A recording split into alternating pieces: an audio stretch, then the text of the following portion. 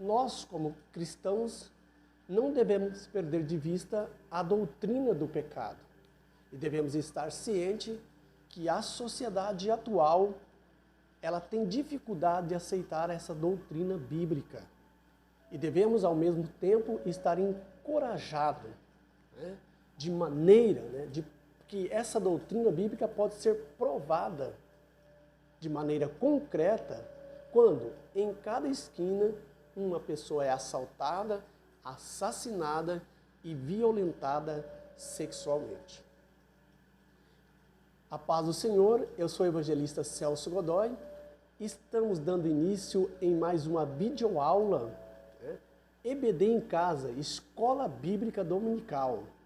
Cristianismo acima de tudo e Deus acima de todos.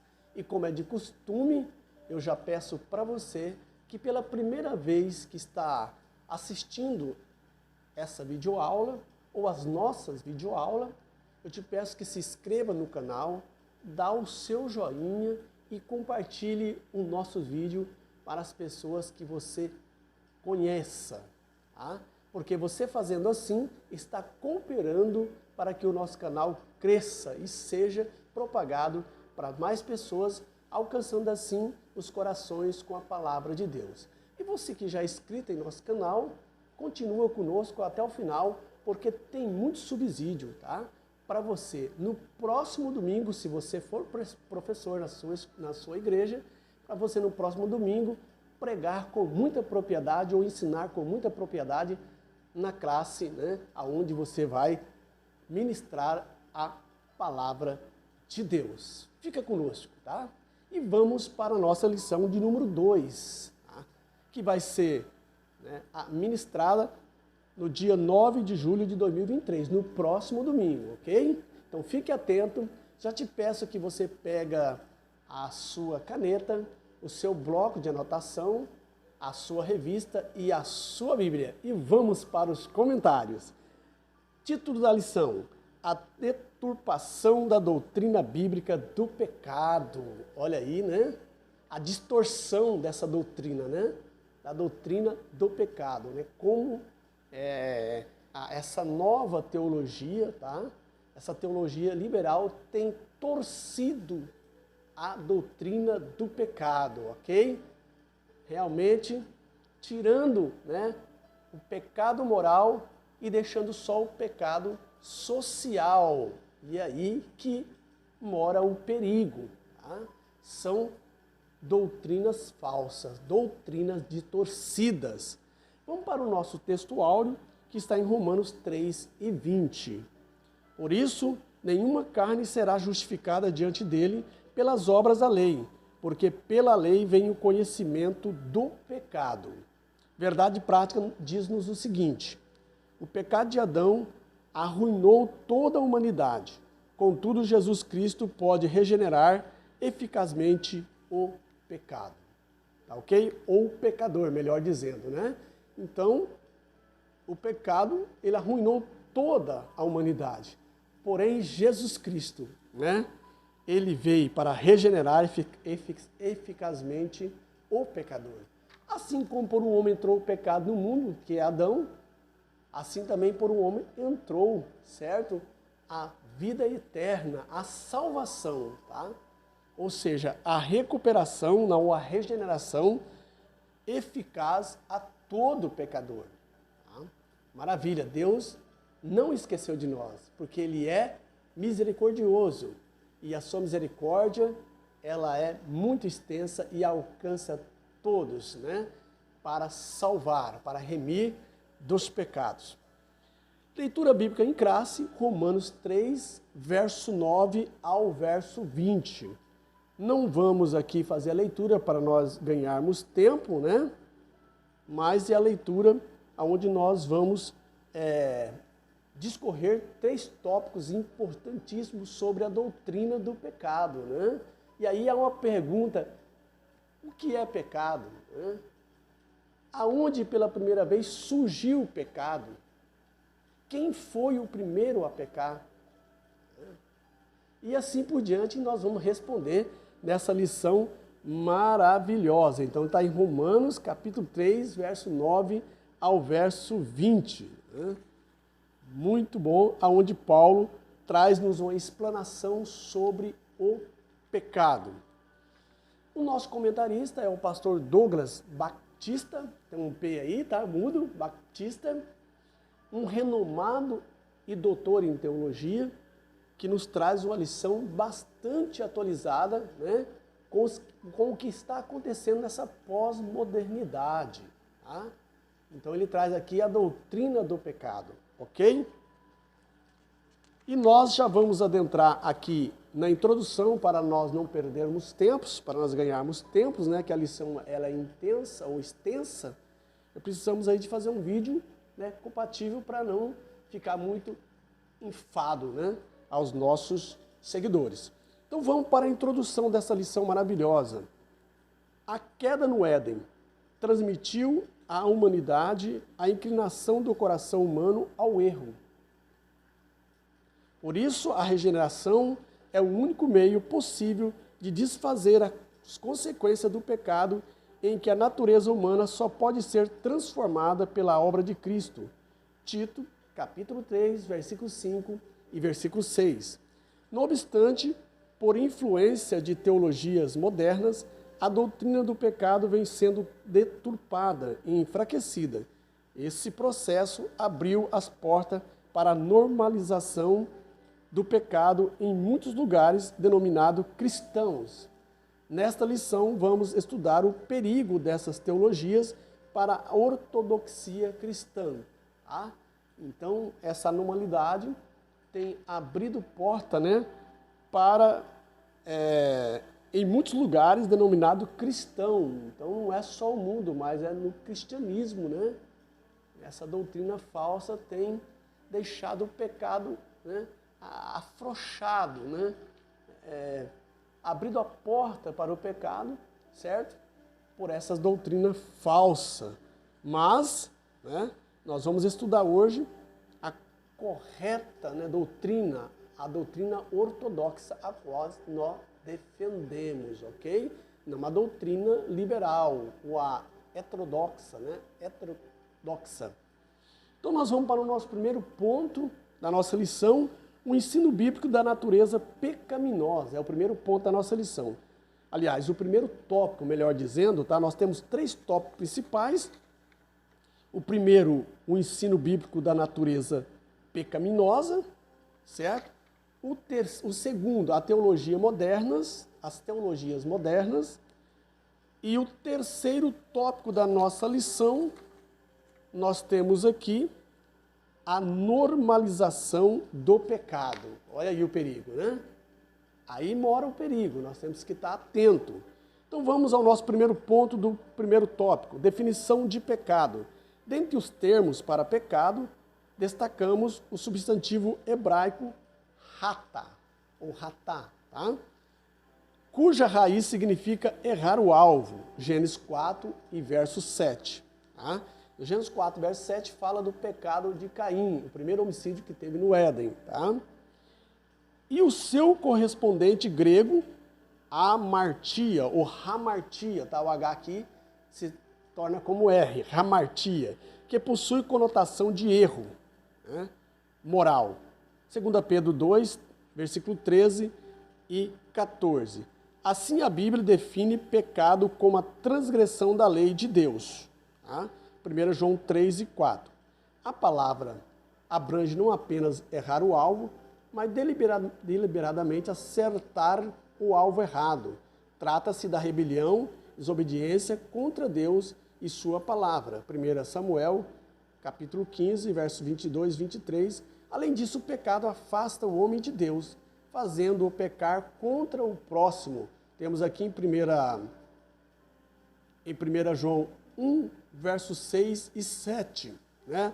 Verso 1, 1 João, verso 1, capítulo 1, versos 6 e 7. E por se omitir em fazer o bem, Tiago 4,17, né? Quem sabe fazer o bem e não faz, peca. Tiago 4 e 17, versículo 17. Portanto, o pecado é a condição do homem por meio do novo nascimento. Tá? João 3, versículo 3 ao 7, onde Jesus tem um encontro, onde Nicodemos tem um encontro com Jesus, e Jesus começa a dizer para ele, né, que ele tem que nascer de novo, certo? E aí Jesus tem uma conversa com ele até o versículo 7, do 3 ao 7. Essa reconciliação do homem com Deus só é possível em Cristo Jesus, 2 Coríntios 5 e 19. Né? Então, Jesus, né, reconciliou o mundo para Deus, ou com Deus. Né? Através de Jesus, nós fomos reconciliados ao Todo-Poderoso, porque Jesus pagou a nossa dívida que nós devíamos para Deus impagável, cravando na cruz e carimbando e dizendo, testelestai, está tudo consumado, está tudo pago. Então você não deve nada para o diabo. Quando o diabo vir te afrontar que você é pecador, pega a cruz, esfrega na cara dele e diz, está tudo pago, testelestai, que significa, está tudo pago. Então, nós não devemos nada para o diabo. Mas aqui nesse primeiro ponto, eu quero fazer aqui ele faz uma definição de pecado. Né? O que é pecado? É errar o alvo, pecar contra Deus, tá? Desobedecer o mandamento de Deus. Mas o escritor vai mais além um pouquinho e diz assim, é acertar o alvo errado. Tá? Então o pecado aqui, uma definição mais precisa, que é acertar o alvo errado. É o que nós vamos estudar. Essa nova teologia, né, ou essa teologia liberal, ela acerta o alvo errado, tá? Ela dá uma definição de pecado totalmente fora da Bíblia, é antibíblica, é heresia, né? Para satisfazer os desejos da sua própria teologia, certo? Para dar asa ao pecado. Tá? Não combater o pecado, mas afrouxar, né, para o pecado, ok? Uma frouxidão para que o pecado possa ficar aí de corda bamba, tá? Mas a doutrina bíblica ortodoxa, né, ela trata o pecado como pecado, tá? Não é aí um tratamento disfarçado, não, né? Uma falsidade, certo? Da doutrina, ok? Então nós temos uma definição aqui do que é pecado, certo? Que é errar o alvo, pecar contra Deus, obedecer a Deus, ou acertar o alvo errado, né? Avançando para o nosso segundo ponto, a universalidade do pecado. Então o pecado, ele não foi só local, só no Éden, mas ele foi universal, ele foi global. O ser humano foi criado em estado de inocência, sem pecado, perfeito. Eclesiastes 7 e 29. Diz que Deus criou o homem perfeito, mas ele fez muitas invenções, tá? E aí onde ele pecou contra Deus. O homem é perfeito e dotado de livre-arbítrio, Gênesis 2, 16 e 17, onde Deus disse, olha, todas as árvores que tem no jardim, vós deveis comer, mas a que está no meio, não comeis, porque o dia que comer dessa árvore, da ciência do bem e do mal, vocês morrerão. Tá? É o que está em Gênesis 2, versículos 16 e 17. Porém, o primeiro homem escolheu desobedecer, Adão, né, escolheu desobedecer a Deus, e sua queda rompeu toda a humanidade. Gênesis 3, 9 e 19. O pecado de Adão foi transmitido a toda a raça humana. Tá? Romanos 5 e 12. Assim, a partir da queda, todos os seres humanos nasce em pecado. Salmo 51, verso 5, onde Davi disse assim, que em pecado, né, eu nasci. Davi disse dessa forma, em pecado eu fui concebido, em pecado a minha mãe me concebeu, ok? Portanto, o pecado não é passado adiante, meramente pela força do mau exemplo, mas é um mal inerente à natureza humana. Romanos 7, 14 e 24. Em consequência disso, todo ser humano está debaixo da escravidão do pecado e da condenação da morte. Romanos 3, 23, né? Que todos os pecados destituídos estão da glória de Deus. E Romanos 6 e 23, o salário do pecado é a morte, ok? Apesar de corrompida pelo pecado, da natureza corrompida pelo pecado, a natureza humana pode ser eficazmente regenerada pela fé em Cristo Jesus. 2 Coríntios, capítulo 5 e 17, onde está escrito, né? Assim que alguém está em Cristo, nova criatura é, as coisas velhas se passaram, eis que tudo se fez novo. Então nós vemos aqui que Adão, tá? O pecado foi universal. Por quê? Porque Adão, que é a árvore genealógica, né, de toda a humanidade, ele pecou, Adão e Eva. Porque todos nós descendemos de Adão e Eva. E ele sendo um pecador, então o pecado passou a todos. Tá? E esse pecado, ele atingiu a nossa natureza humana. Nossa natureza humana agora, ela é uma natureza pecaminosa, caída. Tá? E é por isso que o apóstolo diz assim, apóstolo Pedro, se não estou equivocado, tá? O Tiago, melhor dizendo, que nós devemos sujeitar a potente mão de Deus, mas resistir o diabo e ele fugirá de nós, quando nós estamos debaixo, obedecendo a palavra de Deus. Porém, o apóstolo Paulo diz, em 1 Coríntios, se não estou enganado, não me lembro agora o capítulo e o versículo, mas ele diz, fugir da prostituição. Por que fugir? Porque a nossa natureza, ela é caída. E se nós resistirmos, se enfrentarmos a prostituição, nós vamos pecar e quebrar o nariz. Então, o diabo você resiste ele, mas a prostituição você cai fora, porque você não vai resistir por causa da sua natureza caída, ok? Então, é preciso fugir da prostituição. Então, Adão pecou contra Deus, foi atingido pelo veneno da serpente. A serpente picou Adão de um modo simbólico, né? Que a serpente ali simbolizava Satanás, e foi picou Adão, e esse veneno contaminou todos nós. Não ficou ninguém sem ser envenenado pelo veneno da serpente que picou Adão, ok? É como está ali, Jesus faz uma comparação quando ele entra em diálogo com Nicodemos, dizendo lá em João 3, versículo 14, 15 e 16, quando ele tem e os textos anteriores, né?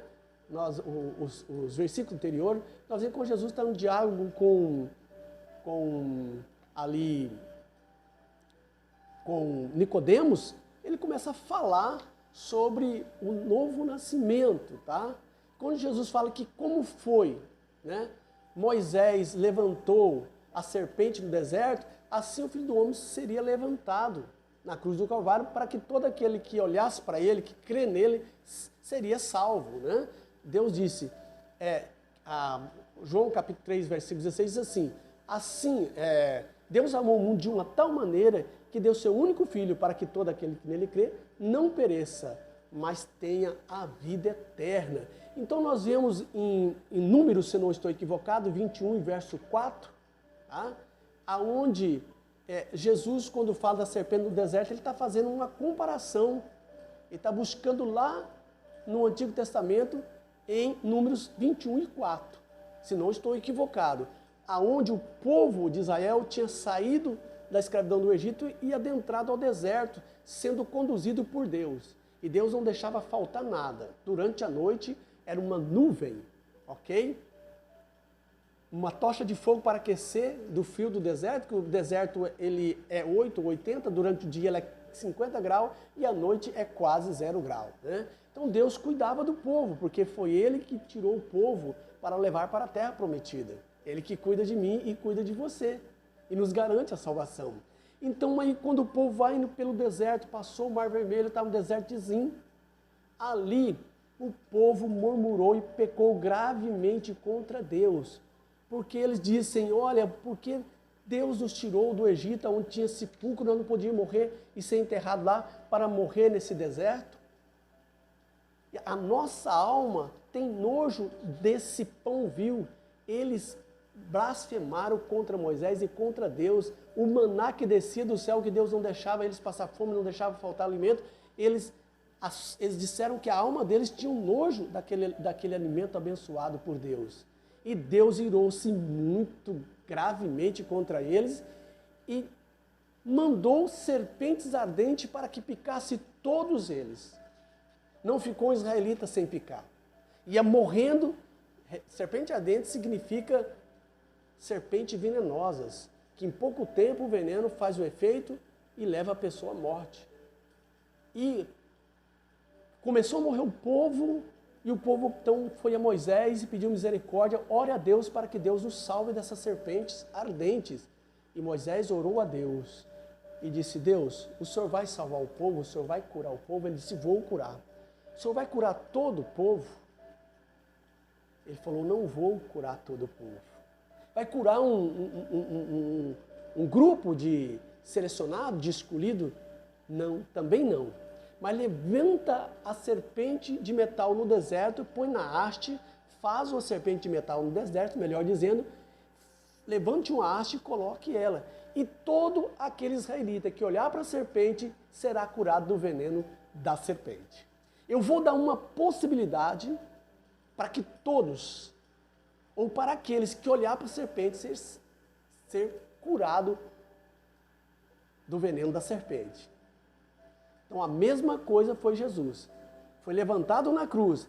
E todos aqueles que aceitarem pela fé o sacrifício de Jesus têm a possibilidade de ser salvo.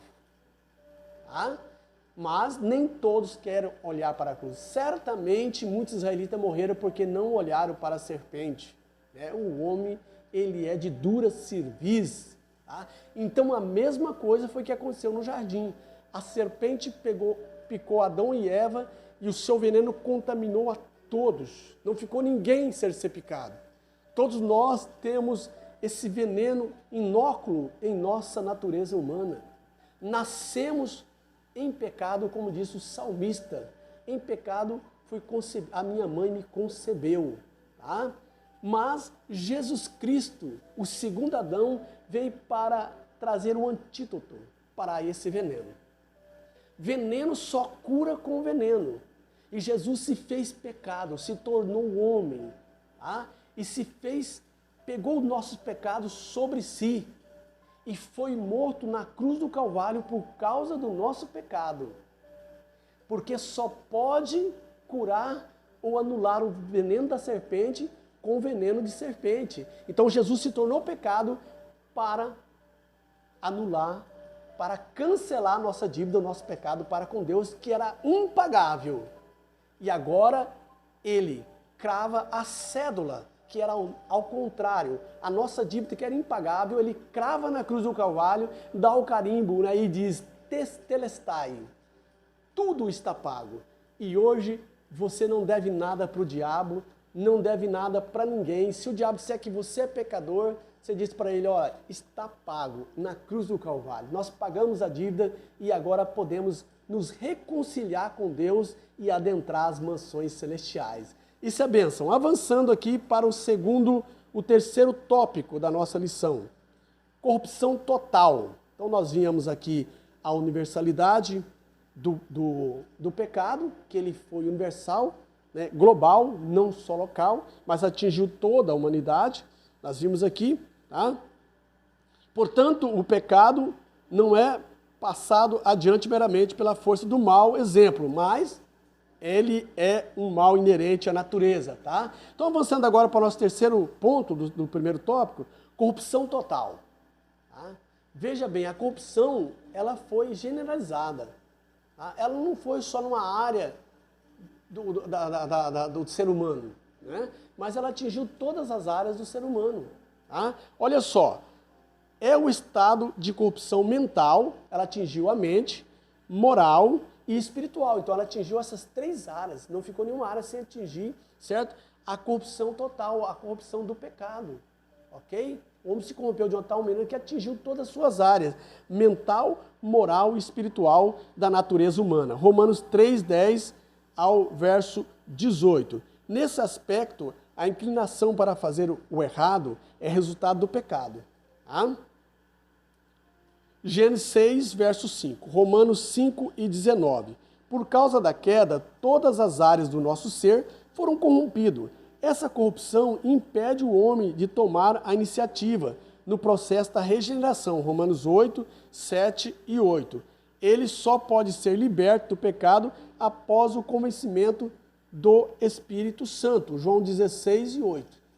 E virá outro Consolador, disse Jesus. E ele convencerá o homem do pecado, da justiça e do juízo. O homem por si próprio não pode ser salvo. Ele tem que dar lugar para o Espírito Santo. E com a ajuda do Espírito Santo, então ele nos convence do pecado, da justiça e do juízo, e nós aceitamos a Cristo como Salvador. Nós dependemos, nós temos que abrir o nosso coração para que o Espírito Santo venha nos convencer e nos levar a Cristo, tá? Sem essa ajuda divina, ninguém pode ser transformado. Então você não pode ser, eu vou mudar de vida, de mim mesmo. Não tem como você mudar de vida. Só quem faz essa mudança é o Espírito Santo. Essa ajuda, ela é indispensável. Para você ser uma nova criatura, você precisa da ajuda do Espírito Santo de Deus, porque ela é que convence o homem do pecado, da justiça e do juízo, né? Para você ser transformado. Tito 3 e 5. Ou seja, o livre-arbítrio precisa ser divinamente restaurado. Romanos 2 e 4. Somente por meio da graça o homem recebe capacidade para crer, arrepender-se e ser salvo. Romanos 3, versículo 24 e 25. Dessa forma, a libertação do pecado não provém de nenhum esforço humano, mas é gratuita e divinamente ofertada. Romanos 6, 23, tá? Veja bem, Romanos 6, 23. O salário do pecado é a morte. Tá? Mas o dom gratuito de Deus é a vida eterna por Cristo Jesus, o seu Filho. E aí nós vemos aqui a graça, né, de Deus. Efésios 2, 8 e 9. Pela graça sois salvos através da fé. Isso não vem de vós, mas é dom de Deus. Então é só Deus, com a sua misericórdia, que nos pode regenerar. E o Espírito Santo nos pode convencer para nós sermos uma nova criatura, como está em 2 Coríntios 5 e 17. Assim que alguém está em Cristo, nova criatura é, as coisas velhas se passaram e eis que tudo se fez novo. Tá? As coisas velhas, pecado, amargura, mágoa, né, vingança, palavrões, tudo é jogado no lixo. E aí entra amor, paz, longanimidade, o fruto do Espírito. E agora você vai falar novas línguas, você vai louvar o Senhor. E Paulo diz que tudo aquilo que é honesto, que é justo, que é bom, nisso pensai. E cantai louvores ao Senhor. Então essa é a transformação, tá? Então o homem tinha livre-arbítrio de escolha no Éden. Tá? Deus não fez um robô, né? Mas ele fez um homem com liberdade de escolha. Mas esse livre-arbítrio de escolha. E disse Deus, se você escolher me obedecer, vida eterna.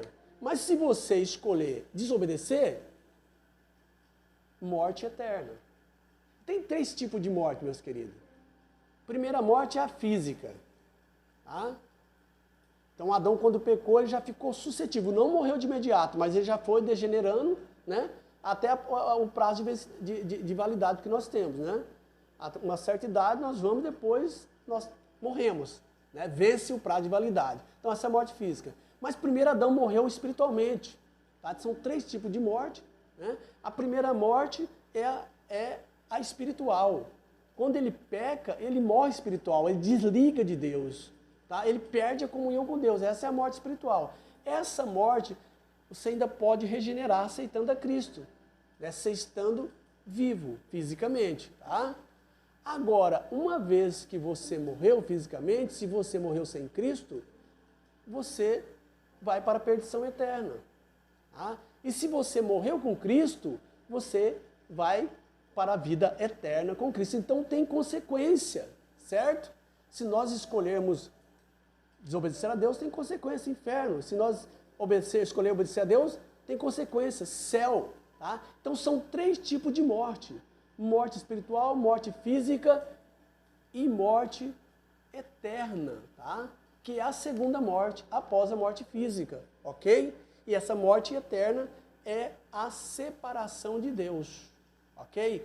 Depois que você morreu, se você morreu em Cristo, você vai ressuscitar a primeira ressurreição, na primeira ressurreição para ter um corpo glorioso e seguir para a glória com Cristo, né? A ser arrebatado e encontrar com Cristo nos ares, com que aqui estão vivos, serão arrebatados juntamente. Mas aqueles que morreram sem Cristo, eles vão ressuscitar na segunda ressurreição, que é a ressurreição para a vergonha eterna.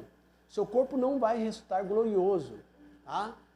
Ele vai ser lançado no inferno com Satanás e seus anjos, porque eles escolheram desobedecerem a Deus. não quiseram obedecer a Deus. Então essa é a segunda morte.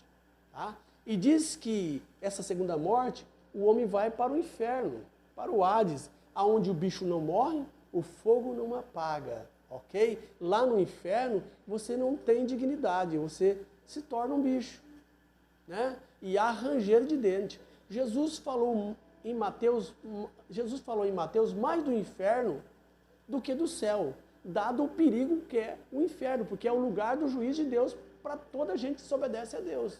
Satanás e seus anjos que já estão condenados. Mas se você obedecer a Deus, você ir para o céu, lá você tem dignidade, você vai ser uma pessoa que vai receber galardões, vai ser uma pessoa que vai ter vida eterna, nunca mais haverá lágrima nos seus olhos, tá? Nunca mais você terá tristeza, nunca mais você vai ver morte nem sepulcro, né, cortejo fúnebre passando nas suas portas. Por quê? Porque vai ter vida eterna, haverá plenitude de vida, haverá plenitude de alegria no Espírito Santo e haverá plenitude de saúde, né? Porque nós teremos vida eterna. Então escolha estar com Cristo e obedecer a palavra de Deus.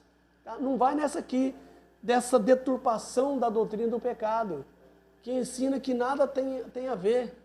Pecado, tá?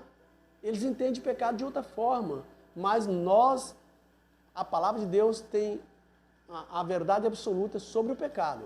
Não desobedeça a Deus, é o nosso conselho. Avançando para o nosso segundo tópico, uma lição muito abençoada sobre a doutrina do pecado, tá? Que, como nós já dissemos, né? No grego é hamartiologia, ok? E no hebraico é rata, e no latim é peccatium, ok? Então, tem 3 significados, mas todos eles é errar o alvo, é pecar contra Deus, obedecer à palavra de Deus. E o primeiro pecado, eu acredito que quase todos sabem, que começou, o que aconteceu no céu. E no céu não fica pecado. Então Satanás foi lançado para a terra. E na terra ele vem e faz, né? Ele induz a mulher a pecar, e Adão, por amor à mulher, pecou contra Deus. Adão podia deixar Eva e Deus trataria com ela, mas ele, por amor, ele obedeceu, não quis deixar a sua mulher ficar sozinha nessa, e ele foi junto e pecou e sofreu a pena. Foi como Cristo que morreu pela igreja, tá? Cristo não tinha pecado, mas ele se fez pecador pela igreja para salvar a igreja. Então há um paralelo entre Adão e Cristo. Adão aceitou para não deixar Eva sozinha. Jesus aceitou para salvar a igreja. Ele se fez pecador, embora não tendo pecado, mas todo o pecado da humanidade veio sobre ele, e por isso ele foi crucificado, tá? Para pagar a nossa dívida para Deus, tá? Não é para o diabo. Nós devíamos para Deus, porque nós pecamos. Nós suscitou a ira de Deus contra nós estávamos destinados ao inferno. Se Jesus não vem para desviar a ira de Deus para ele, todos nós estávamos no inferno hora dessa, ok? Mas Jesus veio e desviou a ira de Deus para ele e nos salvou. Tá? Se fez pecador o Filho de Deus, nos salvando pela misericórdia de Deus. Existe aquela máxima, né? Veio a ira de Deus quando o homem pecou para matá-lo, para lançá-lo no inferno eternamente. Mas aí deu um stop, veio a misericórdia, a longanimidade de Deus. Para aí. E depois veio o terceiro atributo de Deus, que é a graça. Absorveu o homem do inferno, através de Cristo Jesus, para aqueles que aceitarem, olhar para a cruz, como os israelitas olhar para a serpente de metal, nós olharmos para a cruz e aceitar a Jesus, então nós seremos salvos e não haverá condenação para mim e para você, aceitando a Cristo como Salvador. Então há essa possibilidade de você ir para o céu. Depende do seu livre-arbítrio, da sua escolha, ok? Então avançando para o nosso segundo tópico, as teologias modernas, né? O que é a teologia moderna? Né? Só um resumo que eu fiz, que não dá para dizer tudo, tá? Senão fica muito extenso o nosso vídeo.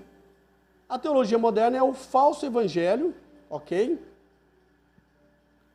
É antropocêntrico, que endeusa o homem e diminui a deidade, e diminui a trindade, diminui Deus, né? O Pai, o Filho, Espírito Santo. Então, esse é um resumo da teologia moderna, ok?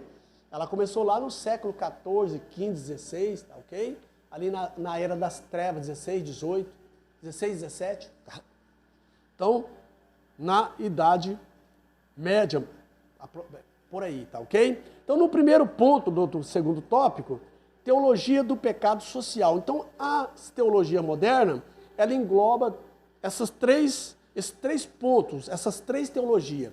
Teologia do pecado social, teologia da libertação e o terceiro, liberalismo teológico, tá? Que nós vamos agora estudar. O escritor deixa bem esmiuçado aqui na lição, né?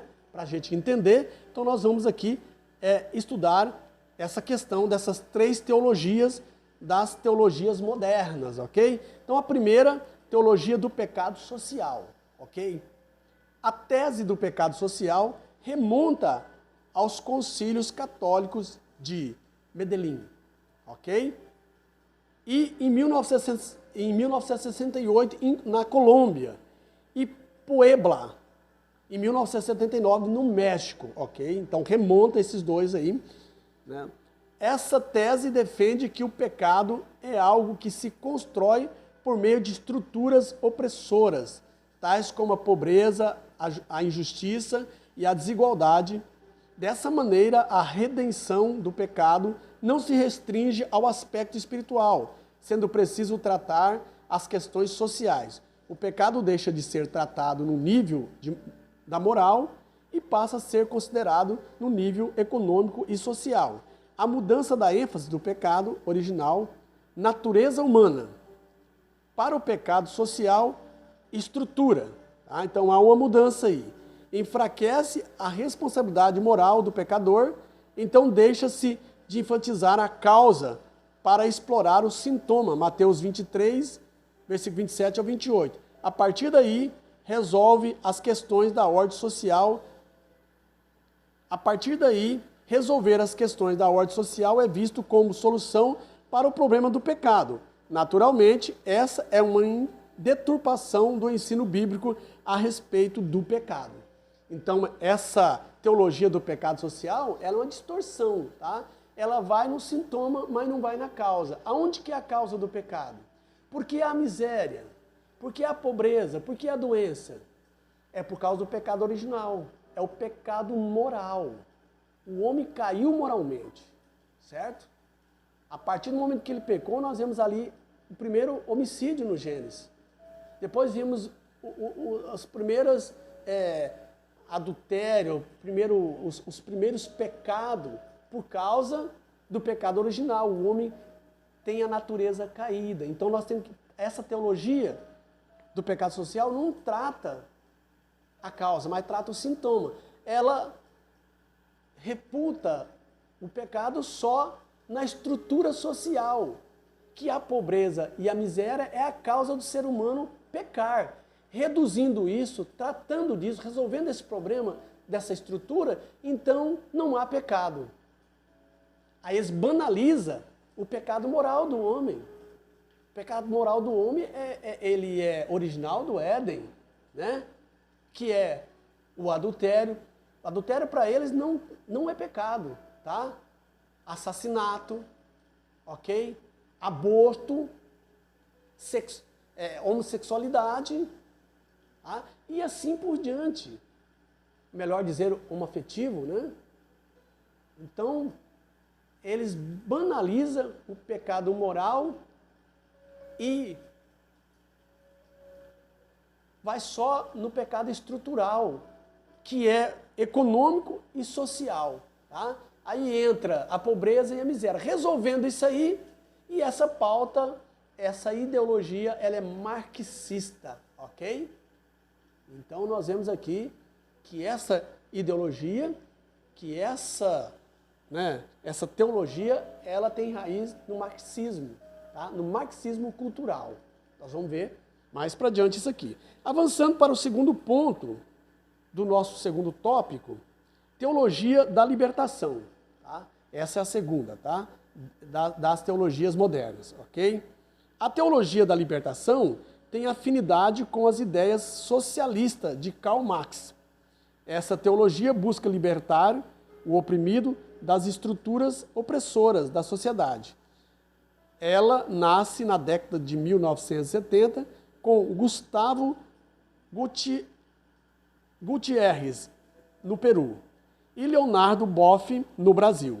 Para eles, o estudo teológico não deve estar centrado em doutrinas bíblicas para libertar o homem do pecado, mas na indignação social para libertar o homem da injustiça social, econômica e cultural.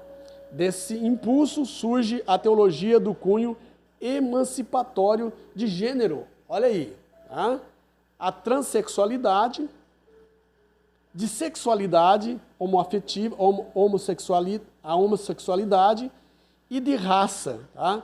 Uma de suas vertentes é a teologia da missão integral, TMI, que também é um braço dessa teologia. O grande impacto dessa influência é que a fé cristã é reduzida à militância política, socialista, marxista, e as pautas sociais e progressistas são disfarçadas pela roupagem do evangelho posto acima dos valores morais do reino de Deus. Então transforma-se o evangelho em inconformismo, criticismo e assistencialismo. 1 Coríntios 15, 9, Filipenses 3, versículo 18 e 19. Então vê que eles reduzem.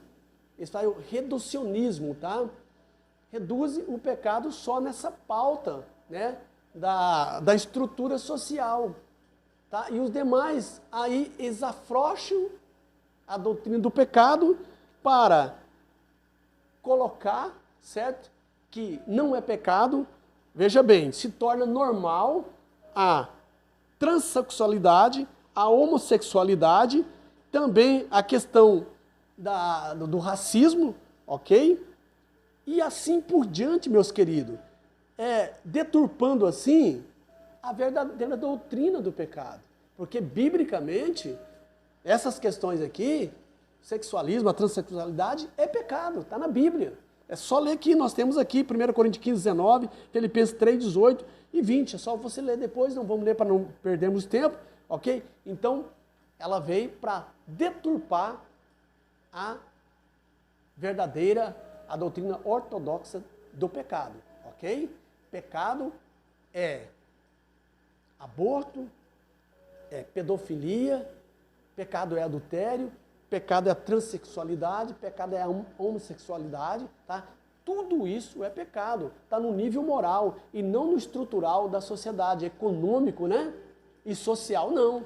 Aí eles achando que resolvendo a miséria, né, a fome, a opressão, né, a luta dos oprimidos, como diz Karl Marx, ok? Está resolvido. O demais não tem nada a ver. E aí que mora o perigo, porque para Deus tudo isso é pecado. E a causa da miséria e a causa, né, do sofrimento é por causa do pecado original. Precisa de ir na causa e não no sintoma, senão não resolve. É igual doença, é igual câncer, tem que matar a raiz, senão ele espalha para todo o corpo.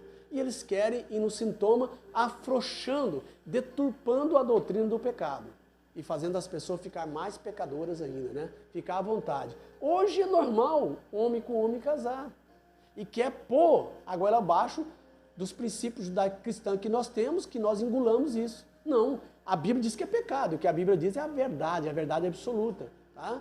Quer pôr que isso é normal, mulher se casar com mulher, ok? E aí, já pensou se essa moda pega? Em pouco tempo o mundo acaba, porque não tem, né? Não há progresso, né? Não há filhos, ok? Como que vai, então, manter uma população sem a fertilidade, sem, né, ter a gravidez do hétero, ok? Ter filhos, como que vai multiplicar a geração? Então vai acabar em nada se essa moda pega. Mas Deus está no controle e isso aí não vai pegar. Porque enquanto estivermos aqui, a igreja, Deus vai manter a sua palavra, vai manter, né, a sua doutrina, tá? A doutrina ortodoxa do pecado, ok? Avançando para o terceiro ponto, liberalismo teológico, né? É o terceiro das teologias modernas, tá? Essa teologia não é pós-moderna, ela não é de agora, mas ela é da modernidade, né? Da era moderna, é de lá. Ela não foi produzida agora, mas vem de lá, ok? Da era pré-moderna, da era moderna, né? Da era da enxada, né? Que era pré-moderna. Depois veio a era moderna, que é a era da indústria. E agora nós estamos na era pós-moderna, que é a era do computador, da internet, ok?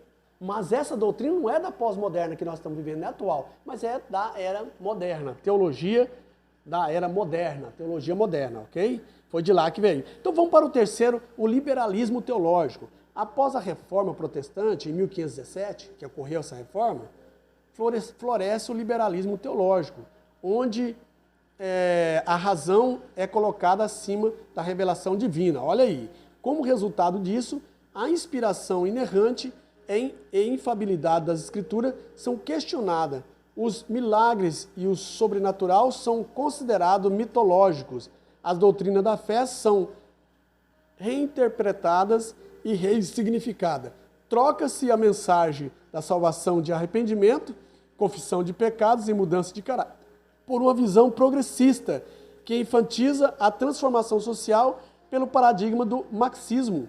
Assim, o pecado é relativizado, o comunismo religioso é propagado e toda experiência espiritual é considerada válida. O ideário da teologia liberal é de oposição às antigas doutrinas bíblicas, que se fundamentam na revelação das Escrituras, 2 Timóteo 4 e 3. Olha aí, meus queridos, eles reduzem, né? Faz o reducionismo, tá? Eles desprezam, tá? Essa teologia liberal, ela é contrária, ela é oposição às doutrinas bíblicas, aos fundamentos bíblicos, ok? Então, nessa questão, ela trata dessa estrutura, tá? E as demais coisas não é pecado. E aí que é a deturpação da doutrina do pecado. Por causa disso, o que difunde a ortodoxia bíblica se posiciona ao contrário às pautas progressistas. Aqueles que têm uma posição contra essas pautas progressivas, sabe o que acontece com ele? Veja bem, são alvos de patrulhamento ideológico e são acusados de maneira pejorativa, tá? Como fundamentalista, retrógrado e discurso de ódio, etc, etc. Então, quando os cristãos vai contra essa pauta progressiva, que afrouxa a doutrina do pecado, que para resolver o pecado é só acabar com a pobreza e com a miséria, que não ir na causa moral, que o pecado não está na questão moral, mas na questão social, quando os crentes, os cristãos vai contra essa pauta, é considerado de fundamentalista, tá? De discurso de ódio, de retrógrado. Então, o patrulhamento ideológico cai em cima, com processo, com prisão, como nós estamos vendo. Inversão de valores, meus queridos.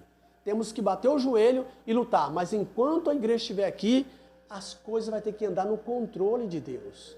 Nem que nós temos que sofrer, ir para a cadeia, mas nós temos que falar a verdade bíblica. O pecado não pode prevalecer, certo? Sobre a verdade bíblica, nós não podemos aceitar. Enquanto a igreja estiver aqui, ela vai batalhar pela fé que uma vez lhe foi dada, contra o pecado, não podemos aceitar. Então, essa pauta progressiva, marxista, ela é contrária à doutrina bíblica, ela deturpa a doutrina, tá? E ela se torna uma religião. Temos religiões hoje consideradas cristãs, porque é o ecumenismo. O que é ecumenismo? É a união de todas as igrejas, e tendo uma como a patrona, e todos submetem a ela. É esse sistema que está acontecendo. temos até cristãos, igrejas cristãs, se aderindo a esse sistema, dessas pautas progressistas, ok? Aceitando essas aberrações. É isso que eles querem fazer, tá? Que isso se torna normal, é um novo normal. E nós vamos ver mais para frente que chega aí, né? A legalização do aborto. Meu corpo, minhas regras. Mas nós somos, né, na legalização da vida. Nós somos a favor da vida. Nada de aborto. Tá? Porque a vida começa na concepção. Mas eles entendem ao contrário. Que a mulher tem, né, liberdade e autoridade sobre o controle sobre o seu corpo. O meu corpo, minhas regras. E comete aborto, e comete eutanásia, e tudo fica normal, eu posso fazer o relativismo, é que tudo é verdade, eu tenho a minha verdade, você tem a sua verdade, e eu tendo a minha verdade, eu posso fazer o que eu quero. Eu posso fumar drogas, eu posso usar drogas, eu posso matar, eu posso suicidar, eu posso cometer aborto, eu posso cometer a eutanásia. É isso que estão dizendo para a sociedade. É o relativismo. Não tem verdade absoluta. Eu tenho a minha verdade, você tem a sua e pronto.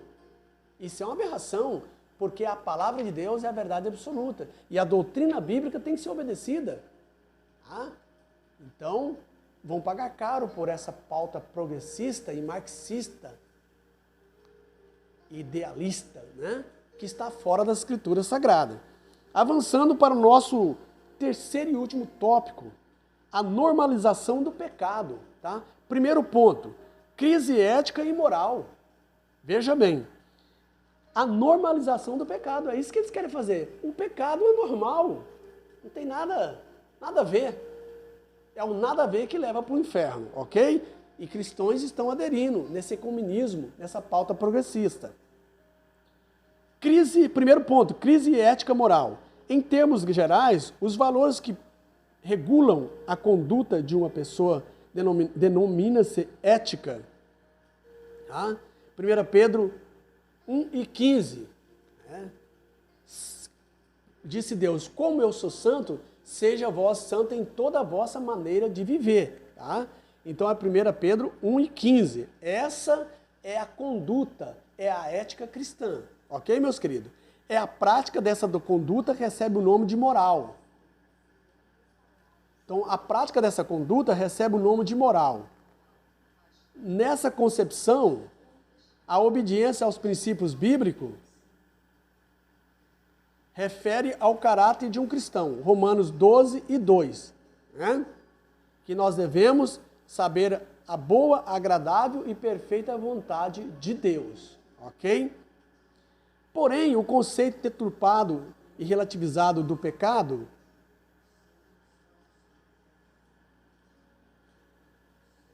resulta em desvios e falhas de caráter, segundo Timóteo 3:5. Desse modo, a sociedade deixa de ser eticamente sólida e se torna moralmente desajustada. Abacuque 1:4.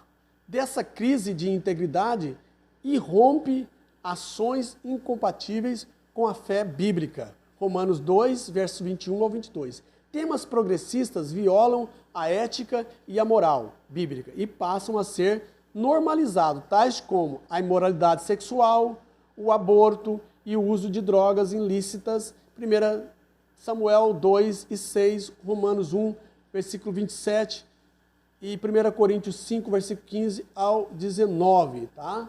Então, Romanos 1:27 diz que homens amantes de si próprios, né? Varões tendo, né, varão com varão, mulheres com mulher, mudando a natureza, tá? Que Deus deixou. Né? Mulher tendo com mulher, relação com mulher, homem tendo relação com homem, e eles querem pôr a garganta abaixo aos princípios judaico-cristãos, a nós que somos evangélicos, que isso é normal, isso nunca foi normal, isso é anormal. E aí a propaganda na mídia de casais, né, homossexuais, mulher beijando mulher, homem beijando homem, certo? Mas não podem se engravidar, tá? Não pode, porque isso aí não é genético, isso aí é algo que é proposto, é algo que não tem nada a ver com biologia, mas quer pôr a garganta abaixo, que isso é normal, cada um escolhe, né, aquilo que ele quer ser, né? E dentro dessa pseudo-normalidade, pessoas se acham que é cachorro. Aonde vai, irmão? Essa ideologia de gênero? E se torna um cachorro, sai puxado por outro com a corda, né? Outro acha que é um macaco. Ora, na Inglaterra teve lá um protesto contra aqueles que se achavam no corpo de cachorro e começaram a latir e protestar. Algo de aberração, moço. Se você achar que é uma mulher, se é homem agora, amanhã você acha que tá no corpo de uma mulher. Você então se torna uma mulher. E aí vem os banheiros unissex, né? Onde entra tanto, né, homem como mulher. Se ela achar que ele é homem, a mulher achar que é homem, entra no banheiro, né? Sou homem, entra no banheiro de homem. O homem que achar que é mulher, entra no banheiro de mulher. Meu Deus, isso é uma aberração, isso é o fim dos tempos, né? Prepara-te, igreja, porque está próximo a nossa redenção. Segundo ponto, a imoralidade sexual. A deturpação da doutrina do pecado favorece o avanço da imoralidade sexual. Romanos 1 e 24. Em defesa da liberdade de decisão sobre o corpo, banaliza-se o sexo pré-conjugal, extraconjugal. Normaliza-se a homossexualidade. Romanos 1, 26 e 27. E a doutrina da castidade é vista como opressora. Romanos 6 e 12. Nesse aspecto, o afrouxamento da moral, o ensino ideológico do gênero e a erotização da infância promove luxúria e licenciosidade. O pecado é tolerado, a família é desconstruída e a doutrina da santidade é negligenciada. Hebreus 13 e 4. Então nós vemos aí que banaliza o sexo conjugal, extraconjugal, olha só, a homossexualidade e a doutrina da castidade é vista como opressora. Então, o feminismo é isso. A mulher acha que ela não deve ser oprimida pelo marido. E aí surgiu o feminismo, né? As feministas, melhor dizendo, né? E trouxe essa pauta que é também da ideologia marxista, ok? Então tudo é opressor. Tem que ser livre para fazer o que quiser, né? Se eu achar que eu devo fumar drogas, eu fumo. Se eu achar que eu devo ser mulher, eu sou, ok? E o meu corpo, as minhas regras, o meu corpo, as minhas regras. É eu que mando, se eu quiser abortar, acabou. Então é algo assim aberrador e que nos assusta. Terceiro e último ponto, a dessacralização da vida. Olha aí, as escrituras ensinam que a vida humana é sagrada, porque tem origem divina. Gênesis 1 e 27, né? Deus diz, façamos o homem à nossa imagem e semelhança. Por conseguinte, a vida é inviolável e deve ser valorizada. 2 Pedro 1 e 3. O corpo humano deve ser cuidado, alimentado e preservado. Efésios 5 e 29. Tá? Não obstante, a vulgarização do pecado fomenta ideologias que desprezam a sacralidade e a dignidade humana. Propô-la-se a autonomia incondicional sobre o próprio corpo sem as devidas limitações éticas e morais. O slogan Meu Corpo, Minhas Regras reivindicam o pseudo-direito de a pessoa usar drogas, possuir-se, abortar, cometer suicídio e a eutanásia. Assim o corpo que é templo do Espírito Santo é profanado. 1 Coríntios 6, 19, tá? Não sabeis vós que sois o templo e morada do Espírito Santo, disse apóstolo Paulo. A criatura de modo proposital afronta a vontade do Criador, Romanos 1 e 25. Então, aqui, nessa pauta progressista, o meu corpo, minha regra, eu faço o que eu quero, mas esquece que o seu corpo foi criado por Deus. Então, não é o seu corpo sua regra, é o seu corpo e a regra de Deus. Quem determina a regra é Deus. Veja bem, quando um engenheiro faz o carro, ele faz o manual. E se você não lê o manual, você funde o motor do carro. Você vai pôr água no motor, em lugar de pôr água no lugar da água, você vai fundir o motor. Se você não olhar, você vai ter desgaste no motor e não vai durar nada o carro, você vai acabar com ele. Assim somos nós. Se você não olhar no manual que é a palavra de Deus, você vai morrer cedo. E morrer também espiritual e vai para o inferno. Quantas pessoas que têm entrado na droga e novas ainda estão morrendo? Estão internadas. Outra tem feito aborto e está sofrendo as consequências do aborto. Né? É lógico que tem pauta para discutir, às vezes há, né, questão que é necessário, mas não é regra. Tem exceções. Tá? Essa regra aqui está errada. Né? Pessoas que entram na bebedice, pessoas que entram no crime e não vivem nem os 40 anos. Então, não é o seu corpo a sua regra, é o seu corpo e a regra de Deus, porque você foi feito para ser a morada e templo do Espírito Santo. Você tem que tratar bem esse corpo, você tem que purificar ele, porque Deus é quem fez ele e Deus quer o seu corpo assim. Não é o seu corpo e sua regra, tá? Para encerrar a nossa lição, nós vamos fazer a conclusão aqui, ok? A relativização do pecado que o restringe à solução de pautas sociais em prejuízo da moral e, por sua vez, o exclusivismo moral em detrimento de causas sociais igualmente não retratada a fé cristã. Apesar de uma igreja não ser apolítica e nem insensível às desigualdades sociais, o mal primário a ser combatido é o pecado inerente à natureza humana. Uma vez regenerado pela fé em Cristo, o crente repudia a injustiça contra o seu próximo, Romanos 1:18, 1 Coríntios 13:6. A igreja atuante é aquela que ainda milita na terra contra a carne, o mundo, o diabo, o pecado e a morte. Efésios 6:12. Então nós vamos militar. Não é contra a carne e o sangue, mas é contra as hostes espirituais da maldade no lugar celestiais.